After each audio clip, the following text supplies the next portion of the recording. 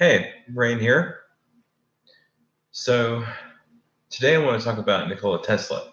I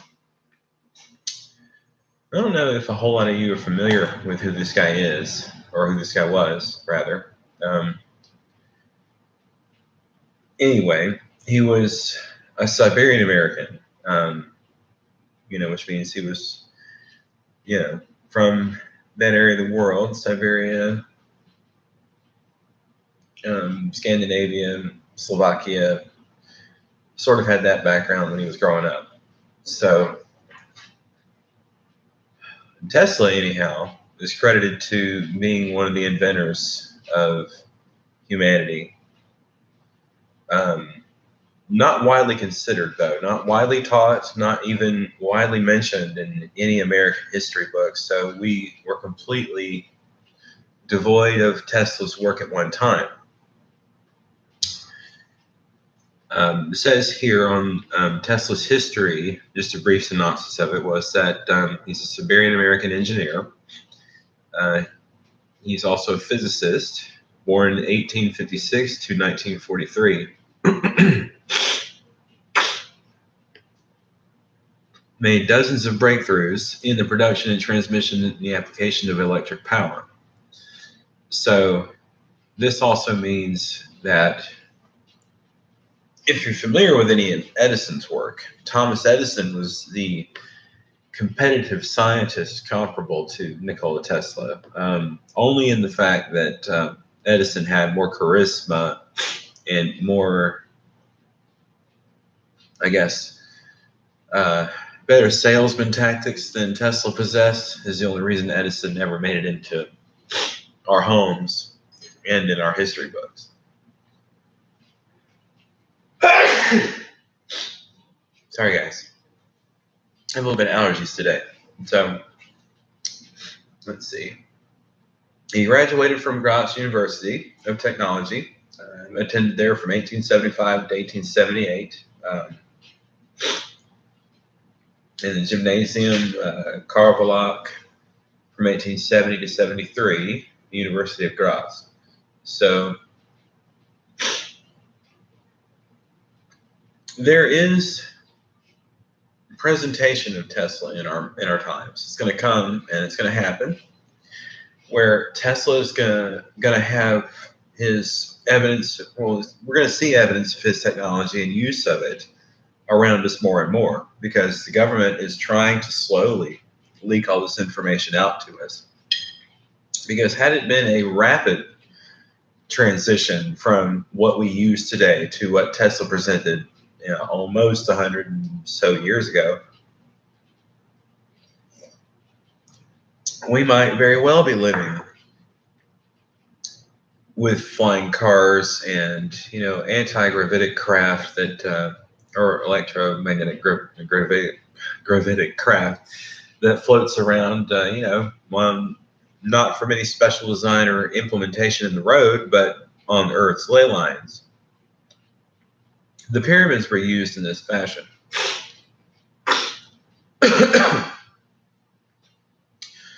People have often wondered what the Grand Pyramid of Giza is and what it was for. Well, it's a giant standing wave generator. And this thing, what it does is it generates an electromagnetic pulse that creates a heightened electromagnetic field around it, just in its proximity. It could go for miles, it could go for hundreds of miles or thousands, depending on the strength and or attuned nature of your device that taps into this field, what Tesla referred to as the ether. Now, the standing waves that are present here, the standing energy that's all around us, is not coming from anywhere but from the planet because of its core spinning. It generates an electromagnetic field that comes out from the inside of the planet that starts this wave technology into gathering energy for us to use. And then what it does, once it gathers this energy, it sends it back out into the atmosphere as a harmless discharge of ions. Now, when you're standing in front of this tower, the beams of energy can come directly to you and even hit you, and nothing will happen. you won't feel a thing. I mean, you'll feel energetic, but it won't really do anything that will. It won't do anything that will harm you. The wave of energy will pass right through you because it's natural, ethereal energy, and we all emit the same energy. That every human has an electromagnetic field that is present around their body. So some people have stronger ones. Depending on your iron content, would be directly related to how large your magnetic field is around your body and the presented power of that. So if you're um, deficient in your metals, say if you don't have any silver in your body, I recommend doing selenium. That's a very good one. Taking that supplementation, selenium. BioTrue selenium is also being sold on some other news outlets, and it's also being sold at any health food place. You can go to, I would say, Trader Joe's. I know has some stuff like that. The best one I've been into though was Sprouts. Sprouts has the most supplementation present on their location, especially here in Sacramento. It's crazy. But yeah, you can go into a Sprout store and pick up a Supernatural Selenium or BioTrue Selenium, or Supernatural Silver and BioTrue Selenium, both of those places. I'm not plugging them or nothing like that. I'm just saying that these particular supplementations help get you the proper minerals and metals in your body that are good for you, it is negligent for the impact these have on adverse health effects. So if you have some sort of like illness or whatnot, the effect of the supernatural silver and BioTrue selenium may be slim. It just depends on your severity. And it takes time for this stuff to work. So you have to build up an amount in your body over a period of time. So taking the selenium and supernatural silver up to probably 6 months, or I would say maybe even a year, and then stopping, you'll notice the difference. And only stop for about a week or two. I wouldn't stop longer than that. If you're on a supplement on a regular basis, then you'll notice the health effects more impactful than you would if you just took it once and said, well, it's supposed to make me feel like, I'm energetic and super, like not after one pill. You got to take just about the whole bottle, at least in that first supply. I'd say over the course of probably a month if they do 30-day supplies. I think they have longer, but it is a supplementation that is rather expensive. So I would look at things probably being close to about $30 to $60, depending on where you go. And it can go up even higher in some areas. Say, for instance, downtown Sacramento, it can go up a great deal. You can be paying almost $100 for a bottle. Oh, anyhow, Nikola Tesla and his inventions for basically the whole of humanity was really all he was after, to helping. Tesla's energy proposals and energy technology was not new.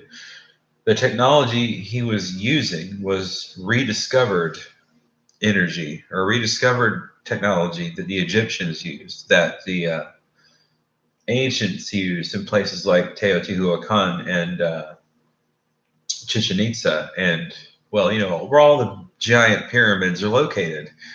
Those guys are nothing but energetic portals to the realm of the ether, where you can get wireless energy and power anything that can respond to this through passive electronics, can create a living environment of electronic behavior, or EM field, that is both beneficial to us and the world, because we just hyper energize the planet and it wakes the planet up, I would say. But positive vibrations can come from this, and it's not something that's beyond any understanding that sound waves have an impact on human life. If you think that sound waves are harmless, you might want to check out sonic weaponry. Okay, that's a good thing to look at, because it is what creates a standing wave. Standing wave generators can be very powerful things, especially if they're trying to transfer energy. They can do that kinetically through the form of sound waves, and they can do that energetically through a form of electromagnetic pulse. Now, the reason these two options are always utilized by the government because, well, sound waves can be weaponized. You can use a sonic boom generator that's no larger than a suitcase. I mean, it has to have tremendous power, so where's it going to get this energy from? Well, Tesla technology has existed for well over 100 years now. So the suitcase technology that I'm talking about with the sound wave or standing wave generator can be made. And it's very simple to make a standing wave generator. It's not a difficult task at all. I won't go into details here, but because the information isn't mine, I can't cite sources for it being belonging to me, and I can't display anything regarding that science or the scientific way in which it's used to describe or construct this object on TV like this or YouTube like this, because I don't hold licensing to the patent, so I can't say anything about it. But the object in and of itself is contained. There are no moving parts. All you do is turn on this object, I suppose, or hit the on button, and from what I can understand, a series of levers move on the inside. So it's not a solid object. Not 100%. There are some moving parts on the inside, but nothing exteriorly that you would need to be concerned with. But either way, all it is a wheel that strikes a tuning fork that starts the vibration of sound from emitting on the inside, kind of like a resonator. And when this occurs, the object is tapping into energy that is present in the atmosphere around it. So the center of the suitcase itself is hollow because that's where the foil or the sound foil or buffer is coming from. It's in the middle of the suitcase. And when they take this thing out of the suitcase, it also has a handle on the inside. When you lift it up, you turn it on, and it generates a sonic boom from that suitcase. The person that wants to avoid the damage from this sort of sound power can put these headphones in that nullify electromagnetic sound waves or pulse from your brain from more than a foot away. So if you're holding it at arm's length and pointing it, kind of like the lantern, so to speak, the Green Lantern, very similar to that, you point this thing in that direction, in the direction you want it to expel the sound wave, and it'll throw a sonic boom at an object and move it. And demonstrations of this are hard to find. I've seen some videos like recorded back in the 1920s, 1930s.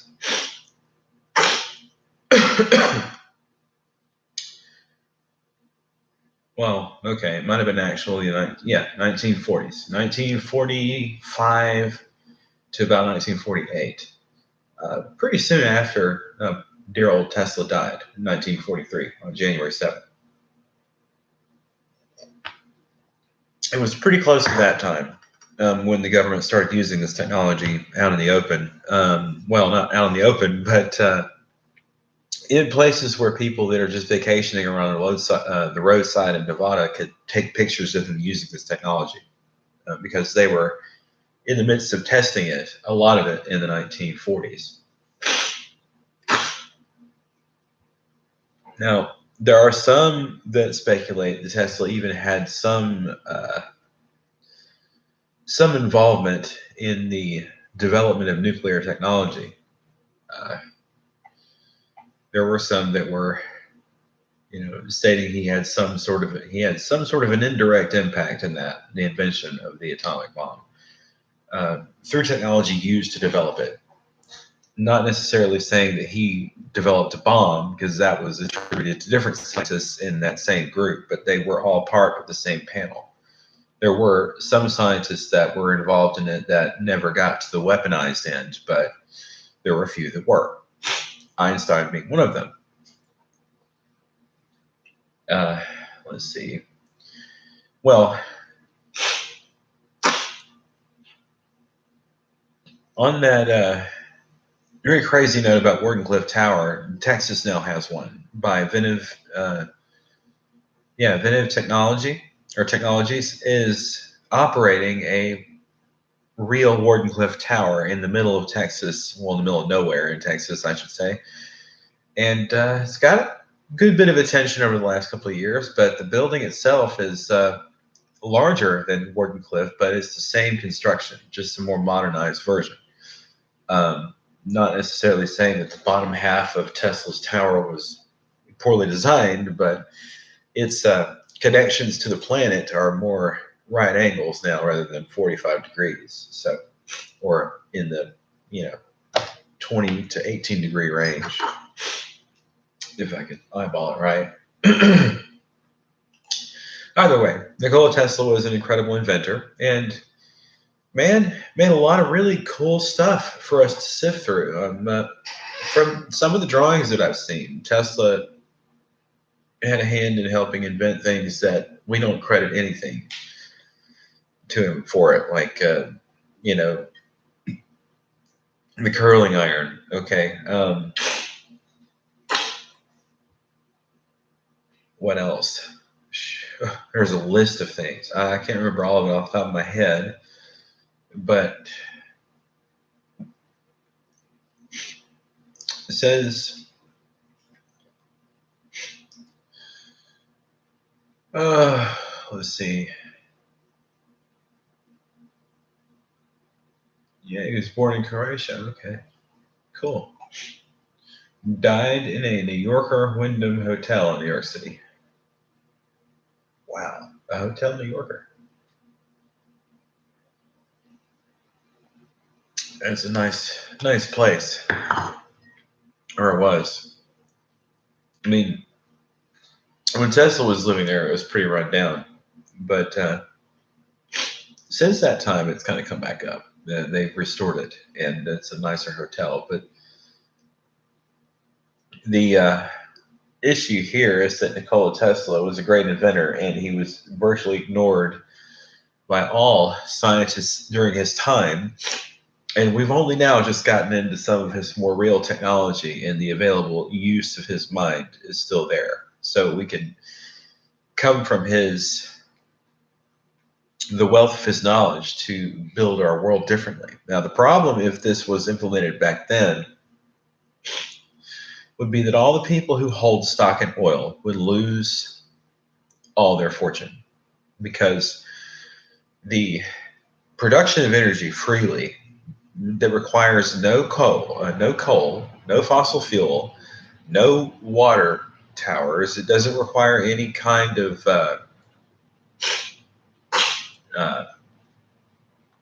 it doesn't require any kind of accelerant to maintain an energy production task. It doesn't. You don't have to use anything like that to make energy because the tower generates it itself just by being there.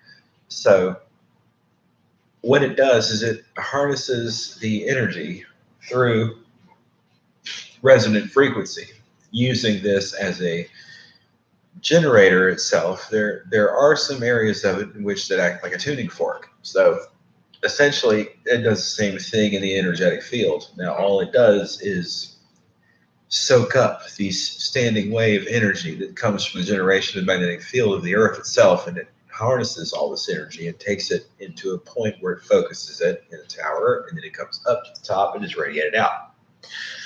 That connection to as below, so above means that the energy is dispersed positively across the ground in a standing wave format that goes out from the tower in all directions, omnidirectional energy. Now, this occurs when the tower is connected to the planet, and I'm not real certain on how the function begins or how it started in the Wardenclyffe Tower, but from my understanding of it, that it is done all on its own. There is a component where it needs like a positive feedback loop in that sense, but because the entire thing is made similarly to just a singular conductor, then you have negative, positive, and all that this does is the tower is a frequency where those areas can rotate and cause energy production based off the standing wave interacting with that field, and it causes this transmission of energy that happens wirelessly that comes out from the tower in all directions. Now, if you have technology that's passive that can receive the waves from this tower, you could be using free energy right now. Now, because of one tower, that would mean essentially that Texas is radiating energy out from where it's at, and it goes across the ground and it doesn't stop. There's not.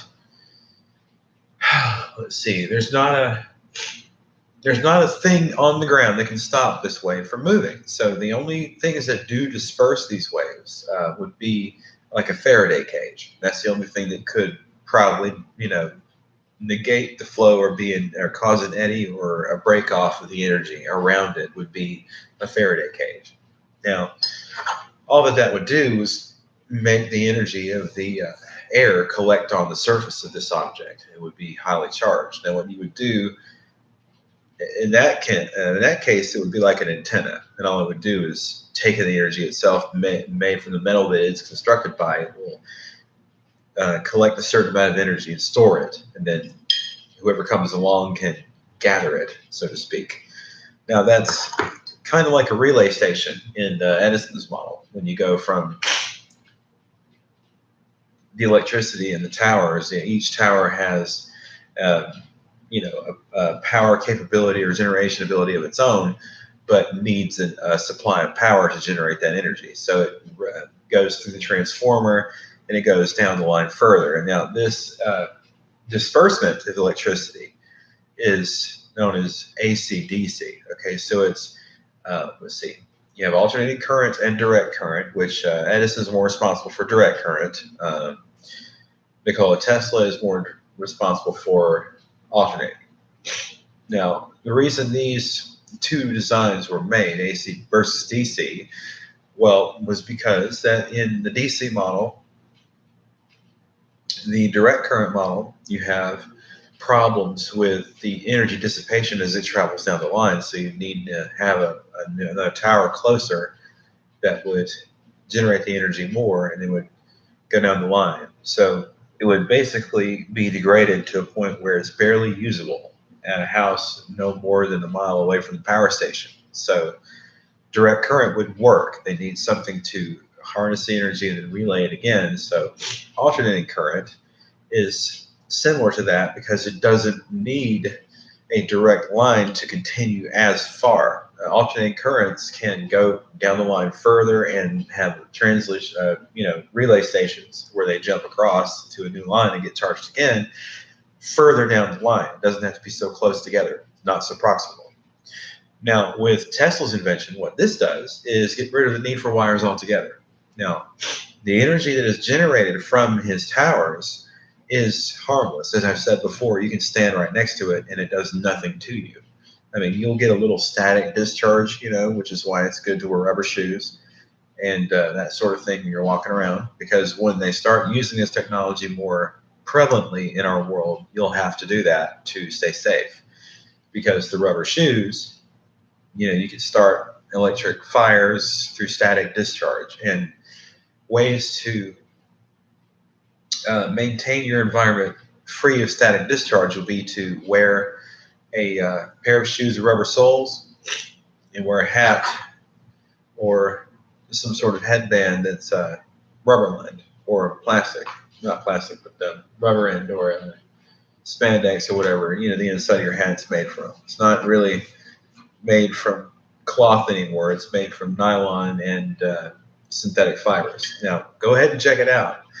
You can look at your hats and your shirts and stuff, and you can see that they're made from synthetic fibers. Not all of them have natural cotton in them anymore. Now, the reason they're doing this is one,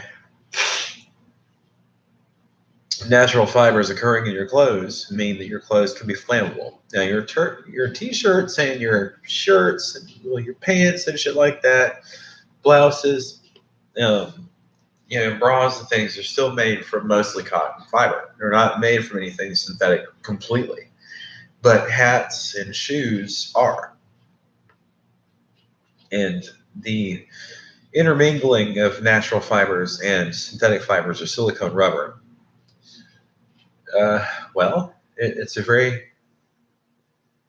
long-lived model of outerwear. So I guess the shoe would be more efficient than today than it was 20 years ago.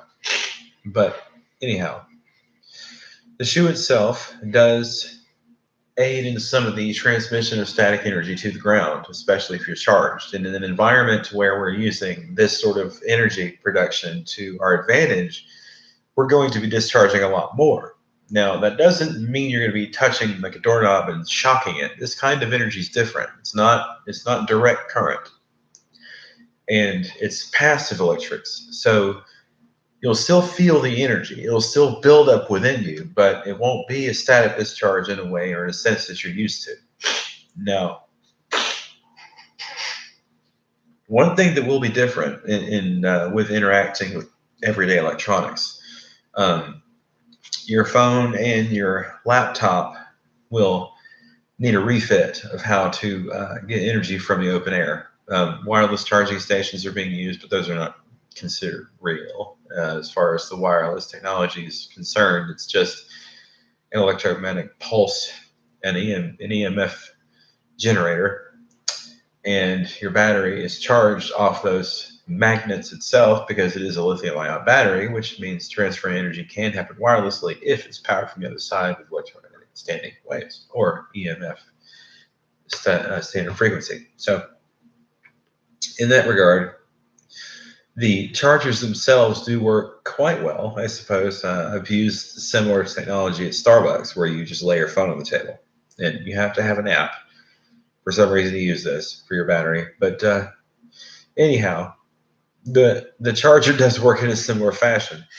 But Tesla's technology can't be metered and can't be regulated to the point where it's like, oh, well, we know how much energy you're using, so you're going to pay this amount, right? For the billing thing, to charge anyone for this energy and this transmission of energy was something Tesla never considered. He was thinking of freeing humanity, where there is no cost for energy. You can bring power that exists in every first world home in our country to the most remote parts of the world just by using one of the receivers. It can emit the energy and tap into the energy around it for miles. And this is not just in a small sense. I'm talking like if everyone in their home had a toroidal field generator that is similar to the top of Tesla's tower. It does a similar function. But the top of the tower is more concentrated and it's not exactly the same, but the two objects still generate a standing waveform that is known as a toroid.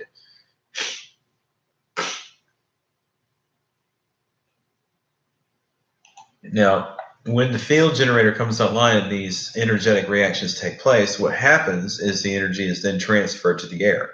So it's there, but it's not there. What you're doing is trying to add a potential to the energy. And when you turn this thing on, you are giving potential a place to go rather than sit there in open air and just exist because the energy is all around us. And Tesla knew this. When the object is turned on or when it is activated through the frequency dilation or resonant frequency vibrations or whatever, a machine that strikes a giant tuning fork tuned to this particular frequency can begin a wireless transmission of energy just on the form of a standing wave from one hitting the note of a tuning fork one time. Now, this object can also take this energy and transfer it into wireless power after hitting the tuning fork once, and it will do it for a period of months after it's been struck one time. You'll have to go into the tower and hit the bell again or whatever, get the tuning fork to moving again. And all it does is start up this loop of energy production that comes out from the tower center. Now, as a form of frequency, dilation and resonance frequency. So when you talk about how these things are transferred into standing waves, well, you have to understand the movement of sound. Sound does occur in a waveform across the ground. So that means there's a body of the sound that is impacting anything in its direction or in its field of presence at every second.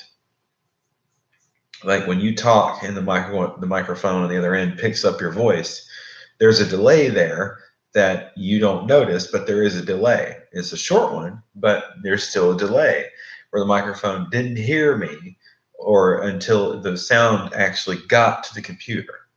Now, sound waves do travel pretty fast. So it is hard to wrap your mind around how quickly a wave like this would travel, but you can understand that when the tower is flipped on and the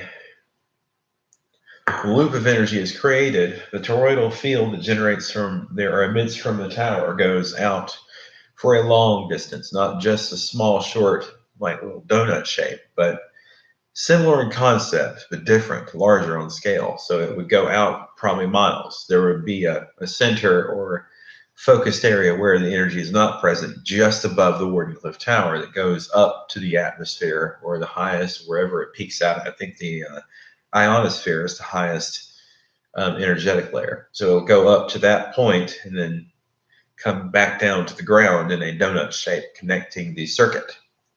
Now, when the circuit is connected or completed like that, it generates a flow. Does this sort of thing here, but on a large scale. Put the Wardenclyffe Tower at the middle, at the bottom, and you have these two actions occurring with the energy flow from positive to negative. And it does this in a large scale form, which creates a giant battery. Basically a giant battery. And when you're standing in the midst of that, the energy that's generated within that field is then transferred to passive electronics, which does make your phone work without being plugged in. It can charge it wirelessly. Your laptop will work without being plugged in, so will your monitor. If there's no power in the house, this energy could take over and fill every room in the house, even with today's technology, can be used. Because the FCC knows there's a frequency your phone emits and vibrates in energy production. Those things can be tapped into using electromagnetic frequencies that can charge the batteries themselves wirelessly and even power some objects that exist today. Now, you have to do slight modifications to the inventions or to the TV and to the laptop to make that work, but it's just in the art of making it a passive receiver.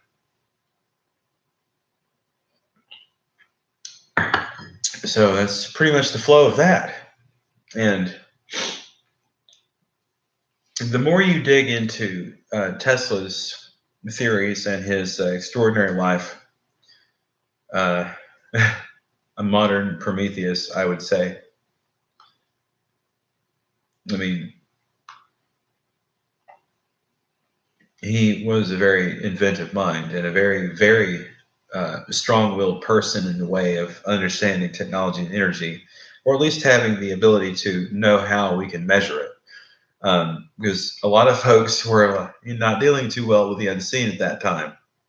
Tesla was ahead of his time by, I would say, most likely centuries. He was way ahead of his time. Had he come into existence now and began to develop these technologies today, it would be a far different world, especially if he brought it up publicly. There's enough of us now that are outspoken like this that are intelligent and have the ability to understand the use of his technology, and we know what it means and what it could bring to our society. Why would it not be implemented in this manner?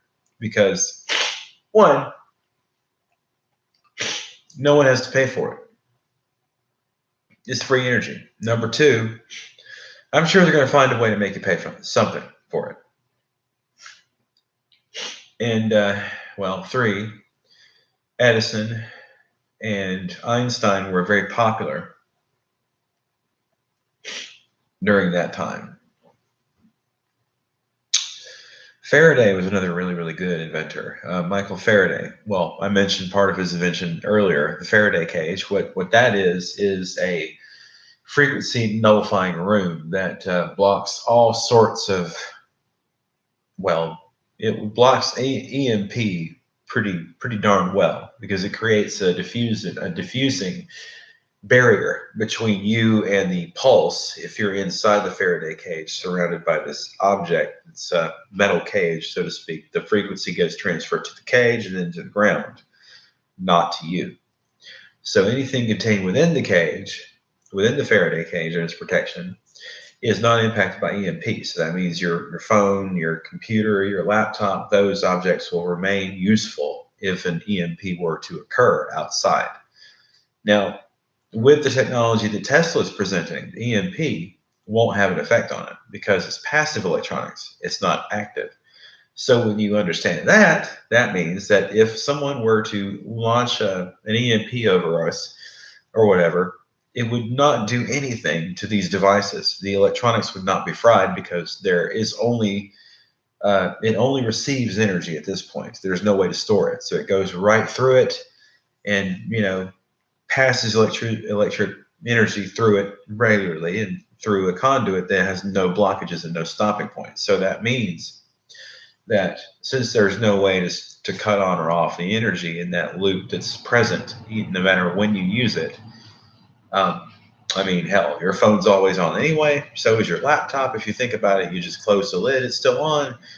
The same with your computer screens. You can turn them off. I mean, you can shut the screen down, but the object is still on if it's plugged in. It's still on. It's just not on in a state that you could use it, but it's still on.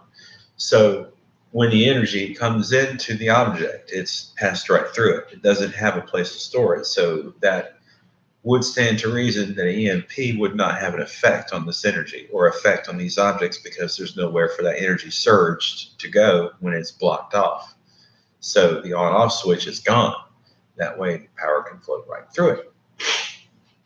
So EMP has very, very small effects to any kind of Tesla technology. Though small, it does have a small impact on the direct effect of the energy production and emission for a brief period. But I mean, brief is in millisecond. It probably blocks that one wave. Whatever wave is in the vicinity of the EMP, the pulse wave, and that's what it's going to deaden. And everything else will be right behind it, filling it back in. So there won't be any gap in service more part than a second, like that. Maybe even a millisecond. You'll barely notice it if you even notice it at all. But during the production of Tesla energy, that I'm going to call it that to make it short and sweet and useful, because Tesla was awesome. The energy that comes out from his towers is free and harmless, and it is powerful. It's constantly generating, whether you are there to make it do it or not. It's constantly generating energy. The pyramids worked in the same way. Now, they used different kinds of energy production methods to get the pyramid, there we go, to vibrate in a certain frequency. You needed sort of like what would they use? It's hydraulic pressure to create a standing wave and sound underneath an object that goes up through some tunes that were made of gold and metal spheres that went up into the king's or the walk. The Grand Gallery goes up inside the Grand Gallery in the pyramid, and these connectors, basically, what they did was carry the frequency through the pyramid and dial it in to where the Queen's chamber is. And then there was a massive chemical reaction inside of it that occurred naturally. Now, when you add these metals poured it through the vents inside the pyramids, the interaction that occurs in the middle creates like sort of microwaves, but it is not a microwave in a sense that can cook anything. Okay, this is a different kind of frequency. You'll know if you understand wave energy and wave construction and form that microwaves have different intensities. And what occurs from the pyramid, the microwave is short, but what it does is generate enough energy to be transferred to objects around it that are made of gold. So anything and everything ancient technology that you're going to want to look at or use was tied into this technology. That means if you try and power it with a battery that we have today, it won't work because the energy connections are not the same. There are no wires because it doesn't need any. When you design the technology off the standing wave use that Tesla was tapping back into, we've done this for millennia. There's nothing new under the sun. So that means this energy was also used back in the day. We see Egyptians painted on the walls in the one of the pyramids. I think it's the second pyramid, not the grand one, the middle pyramid. That little guy is littler than the bigger one, okay? The one in the middle. You go to that pyramid, and you can see these hieroglyphics that are on the walls on the inside that depict ceremonially dressed men, I suppose, Egyptian guards, holding this giant tune this giant staff with a tuning fork at the end of it. It has a light bulb or a flower bulb at the end that looks like a light bulb. That it is a light bulb, but it's essentially passive electronics that's used from the paint of gold on the outside of the staff, and its size would generate its amount of energy production. And that's the reason you go inside the pyramids and you don't see any soot marks on the ceiling, is because they used this technology when this place was in use thousands of years ago. Now, that's also true about multiple different ancient sites. The only time you'll ever notice any black soot on the ceiling is in places that, early explorers have went. People using torches inside a tunnel, going down miles into a cave and into a pyramid complex. It's insane how we, modern man, think that we're so far advanced and so intelligent when these ancient people were using passive electronics long before we knew it existed. And we even tried to hide it. The government goes to great lengths to try and cover this crap up so that people don't know there's pyramids at every single lay or energetic point along the equatorial region of our planet on every continent. If you run things into where it could have been, the continental drift and all that would have been several thousand years ago. They go in a belt or basically the equator style loop around the planet. Is a solid line that goes all the way around it, and the pyramids are at every nodal point on that line, or there were pyramids at every point of ley line intersection, and the nodal points that have the most energy production. There's pyramids at all of those around the belt loop of the planet. So this was very widely used technology, very widely spread, and back in the day, they could make basically, you could make stones fly with this technology. Now, the reason you could make stones fly is because stones are made from, whatever. They're made from earth and rock is also a raw form of metal. So if there are iron or nickel or steel or whatever kind of metal that naturally occurs, like kind of, conductive material, rather, I would say gold would be very useful in this regard, because gold itself is naturally occurring. But if you have an object that you're going to put in passive technology and make it do things, you're going to make its conductive surface on the outside. Now, the reason I say you're going to make its conductive surface on the outside is because the energy has to have a place to impact it, because it's passive electronics. And if you hide the inside or the gold from this object, the standing wave is not as effective. But it does still gather energy, even if you have the gold on the inside of an object, because the wave does travel through you and through everything around you. It's a solid wave that cannot be stopped. It's EMF. Okay, but it's not harmful. And the reason being I'm saying it's not harmful is because the same frequency we vibrate at is the same frequency, or is comparable to that of the Earth, because we can stand on its surface. We don't go through solid objects with our hands. We're dialed into the frequency. Now, the reason we are attuned to the frequency is because that's how humans and all animals and living things on this Earth are. We're all tied to the same frequency of this particular vibration. So when you invite the existence of a new frequency that's going to sit over the top of this one, it will be in the other plane, but it will be a strong emission of energy that will not stop impacting even a solid surface. But the energy's maximum potential is through its direct contact. So that would mean the exterior of a surface has to have a conductive metal present for the passive electronics to be mounted upon, and for you to have an interaction with this object in a different manner in which, if it's just being in its off state. So that means if you find any sort of like gold object or an old brick of gold back in the day, even if it was something you located in Egypt that was probably 2,000-3,000 years old, put this gold block next to some passive electronic emission devices, and you'll see this thing come to life. Because I don't contend that gold blocks are like this. Not all of them are. Now, certain objects that the government has not seized from the Smithsonian and things that existed in the past that are unexplainable, basically because we didn't use this technology. Far, far, far long ago, we could have started this. Very, very far back in time. And for me, it's at least it's a whole lifetime away. That's 100 years and better. That's a whole lifetime away from where we could have been. If we had this technology in use today, we could be so much further down the road. If we had used it back when he invented it, we would have been so far advanced by now. We would be living in a world where cars fly, where energy is free, where you have let's see, Moore's law of electronics is going to keep growing exponentially. Once this technology is revealed to most of the world, it'll change the landscape of everything. You won't have to pay for an energy bill anymore.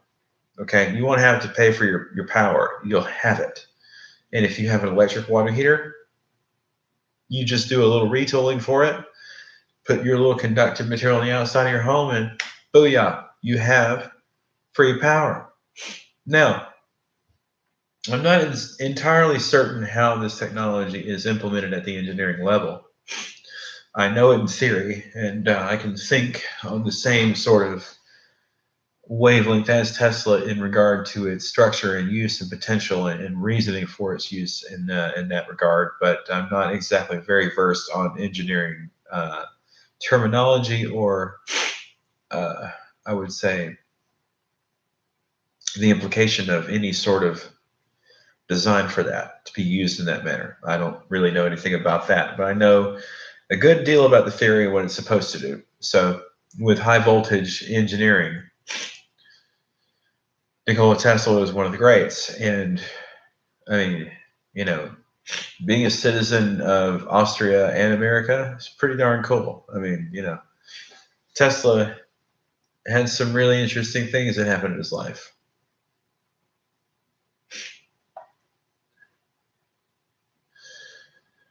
I